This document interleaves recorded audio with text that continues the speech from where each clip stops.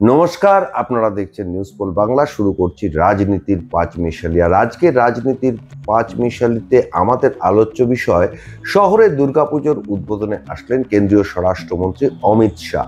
আর অমিত শাহ শুধু দুর্গাপুজোর উদ্বোধনও করলেন না, তিনি শটান চলে গেলেন কালীঘাট মন্দিরে।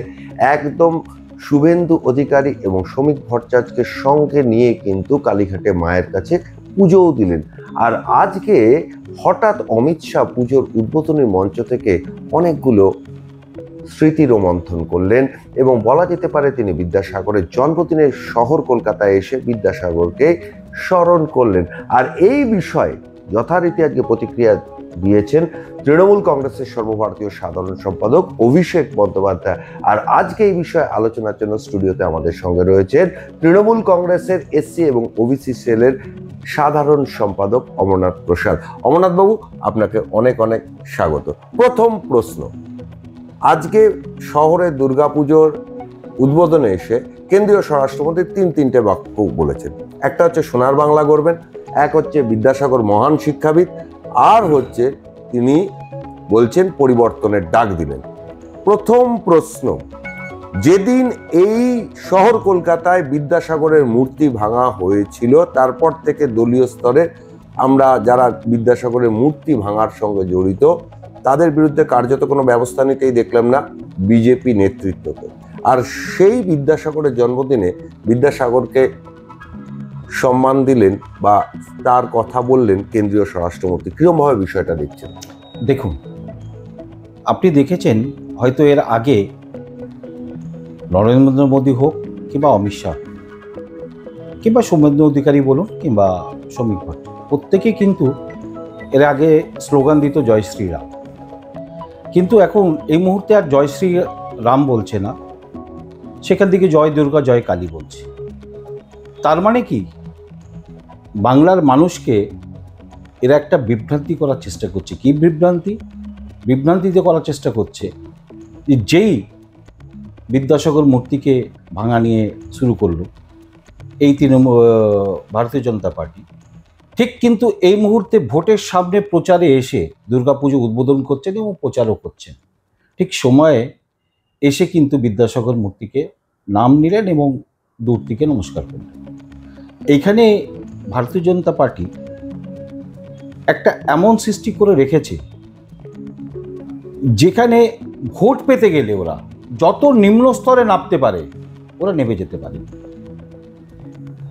আমরা এর আগেও দেখেছি অনেকবার যে অমিত শাহ অনেক জায়গা বলেছেন, আজকেও বলেছেন, আপনিও বলছিলেন যে সোনার বাংলা করব।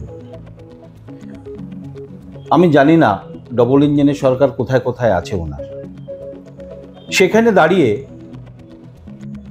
আমি একটি 2-4 দিন আগে একটা ভিডিও দেখছিলাম যে হাম গুজরাট কো মডেল বানাएंगे, এবং অনেক রাজ্যে বলছি মডেল বানাই, কিন্তু সেখানেই কিন্তু মানুষ না খেয়ে মরে যাচ্ছে। ওখানে যেভাবে অভাবের সংসার আমি দেখেছি সেভাবে কিন্তু যা ভিডিওতে দেখেছি, যা নিউজে দেখেছি সেটা বলছি।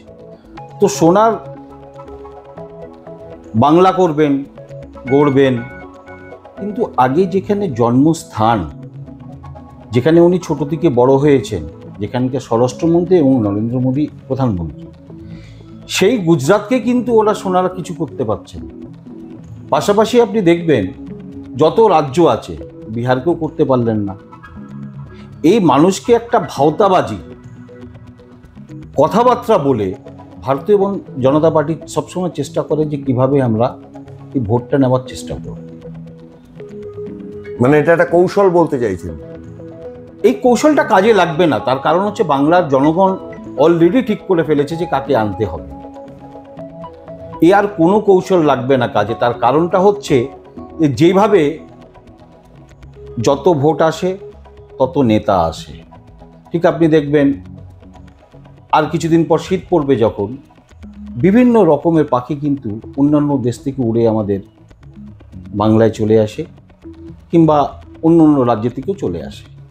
ঠিক এই যে ভোটটা এসছে, ঠিক এই পাখির মতো দেখবেন যে দিল্লি থেকে সমস্ত নেতাকে কিন্তু পাঠিয়ে দিচ্ছে এখানে, কিন্তু রেজাল্ট জিরো। এর আগেও আমরা রেজাল্ট জিরো দেখেছি, এখনও দেখবো আমরা জিরো, এবং আগামী দিনেও জিরো হবে।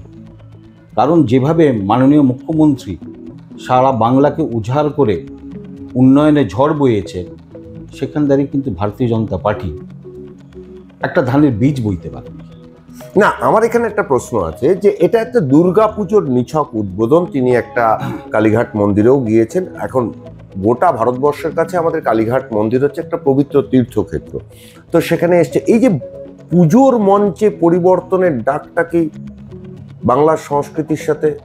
না, দেখুন, উনি পুজো উদ্বোধন করতে এসছেন, তার কারণটা হচ্ছে হয়তো ওনার শিডিউল আর ওয়েস্ট বেঙ্গলে নেই এর মধ্যে হয়তো। তো এই একটা সুযোগকে, যেহেতু মণ্ডপে মণ্ডপে প্রচুর সাধারণ মানুষের একটা ভিড় থাকে, আনাগোনা থাকে, স্বাভাবিক ভিড় থাকে, তো মানুষকে যতটা ভুল বোঝাতে পারি, যতটা মিথ্যা কথা বলতে পারি,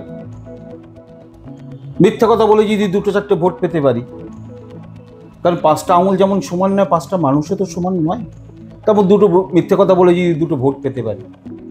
তো অমিত শাহ এই কাজ করতে এখানে এসছেন। কিন্তু তার পাশাপাশি আপনি দেখবেন, আবার বলছি যে জয় শ্রীরামের স্লোগানটা এখন বন্ধ হয়ে জয় দুর্গা জয় কালী এসছে। এর আগে নরেন্দ্র মোদীও বলেছেন, আর আজকে কিন্তু নরেন্দ্র মোদী দূত হয়ে নিজেকে আত্মসমর্পণ করতে কালীঘাটে কিন্তু এসছেন মাননীয় মুখ্যমন্ত্রীর ঠিক সংলগ্ন মন্দির, বাড়ির সংলগ্ন। সেখানে দেখবেন যখন আরতি করছেন তখন কিন্তু উনি মায়ের দিকে তাকিয়ে নেই, অসুরের দিকে তাকিয়ে আছেন, কারণ নিজে এক অসুর, আরেক অসুর অসুরকে বধ করতে এসছে। তো আশা করি যে মায়ের কাছে যে অসুর আছে, আশা করি 2026-এ ও অমিত শাহকে বধ করবে, বাংলা থেকে ভারতীয় জনতা পার্টিকে বিদায় করবে। তার মানে আজকের এই যে সফর, শাহী সফর, যে শাহী সফরের কথা বলা হচ্ছে, সেই শাহী সফরটাকে একান্তই ভোট কেন্দ্রিক। আর এই বিজেপির পক্ষ থেকে অভিযোগ করা হতো যে বাংলায় নাকি দুর্গাপুজো হয় না, তাহলে প্রশ্ন তো উঠছেই। এখানেই তো বাংলার জনগণকে এটা বুঝে নিতে হবে যে ভারতীয় জনতা পার্টি, আজকে বেশি রাজনীতি কথা বলাটা উচিত নয়, যে এখানেই বুঝে নিতে হবে জনগণকে যে এই ভারতীয় জনতা পার্টিটা হচ্ছে ভাওতাবাজি পার্টি। ये जितना बोलते हैं उतना करते नहीं, যতটা বলে ততটা করে না। যদি আজ করতো তাহলে কিন্তু বলার জায়গা থাকতো না। কিন্তু বাংলার ক্ষেত্রে যেভাবে ওরা বিহেভ করছে, যেভাবে ব্যবহার করছে, আপনি চিন্তা করুন না, এই গরিব মানুষ আজকে 100 দিন কাজ হলে আজকে তো কিছু না হাত পাতা পয়সা পেত। তো এই যে বঞ্চনার একটা ক্ষেত্র রয়েছে কথাটা, সেই বঞ্চনার ক্ষেত্রে কিন্তু কে রইল? গুজরাট নয়, কিন্তু ইউপি নয়, কিন্তু বাংলা কিন্তু বঞ্চনার ক্ষেত্রে রইল, বাংলার জনগণ কিন্তু এই বঞ্চনার ক্ষেত্রে রইল বলে আজকে সাধারণ গরিব মানুষ যারা করে কামে খায়, তারা কিন্তু আজকে এই পুজোর উৎসবে দেখুন, আজকে কোনো জায়গায় না কোনো জায়গায় দুটো পয়সা হলো, 100 দিনের কাজ হলে কিছু গরিব মানুষ তো পেত। সেই জায়গায় দাঁড়িয়ে কিন্তু আজকে কিন্তু এই বঞ্চনাটা কিন্তু গরিব মানুষের, এর যে মনের ভেতর থেকে গরিব মানুষের অভিশাপটা, এই কিন্তু অভিশাপটা দেখবেন আগামী লোকসভা ইলেকশনেও কিন্তু যেমন অমিত শাহ পড়বে, তেমন কিন্তু নরেন্দ্র মোদীও পড়বে এবং ভারতীয় জনতা পার্টি পড়বে যে দিল্লি থেকে বিদায় দিন। আস্তে আস্তে সিট তো কমছে, বেশি আজকে ডিসকাশন করা উচিত না আমার মনে হয়। तो अमित शाह सफर निये तृणमूल कांग्रेस टेंशन या घबराहट की कोई बात नहीं है, क्योंकि ये झूठ बोलने वाले टीम है, पूरा होमवर्क किया हुआ टीम है, आते हैं झूठ बोलते हैं और चले जाते हैं। तो मिथ्येबाजेर একটা भारतीय जनता पार्टी देखेছেন सब জায়গায় মিথ্যেবাজ বলছে এবং আগামী দিনে বলবে ওরা, কার্যকর্মে কিচ্ছু নেই। তো আমি বলছি এটাই যে বাংলার মানুষ কিন্তু অলরেডি মাননীয় মুখ্যমন্ত্রীকে, অভিষেক ব্যানার্জির নেতৃত্বে যেটা চলছে 2026-এ কিন্তু যে বিধানসভা ইলেকশন আছে, মানুষের মন কিন্তু রেডি হয়ে গেছে। যেমন পুজোর প্রস্তুতি নিয়ে আমাদের কিন্তু প্রস্তুতি একদম রেডি হয়ে গেছে। তাহলে এক কথায় আজকে শাহী সফর সেভাবে দাগ কাটতে পারলো না বঙ্গ রাজনীতিতে। দেখুন, যেহেতু তো এটাই আপনারা বলছেন, হ্যাঁ, মানে এই একটা হোম মিনিস্টার আসছে, এটা বিজেপি যারা ভাওতাবাজি আছেন প্রথম সারি, তারা কিন্তু ভাওতাবাজি করে চলছে। তো ওদের একটা আনন্দ, কর্মীর ভেতরেও আনন্দ নেই, কারণ ওনাকে তো পুজোতে যদি না আনে তাহলে ভারতীয় জনতা পার্টির একটা অপমান। তো সেই জন্য এটা দেখানোর জন্যে, বাংলার মানুষকে দেখানোর জন্য একটা পুজো উদ্বোধন করতে হবে, এখানে যেতে হবে, ওখানে যেতে হবে, এটাই। এর বেশি কিন্তু রাজনীতির কোনো প্রভাব অমিত শাহ এসেছেন বলে বাংলায় পড়বে না। অনেক অনেক ধন্যবাদ আপনাকে আমাদের এই রাজনীতির পাঁচমিশালি অনুষ্ঠানে আসার জন্য।